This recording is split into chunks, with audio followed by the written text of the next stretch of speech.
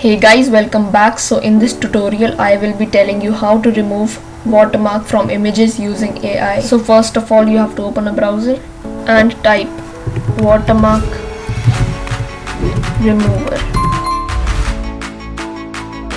Now here you have to click on the first link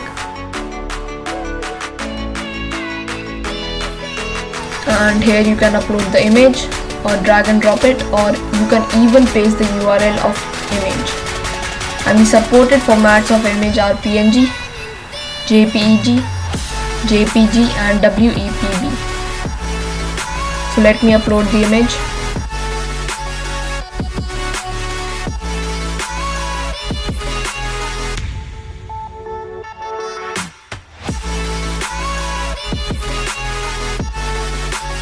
This is the original image.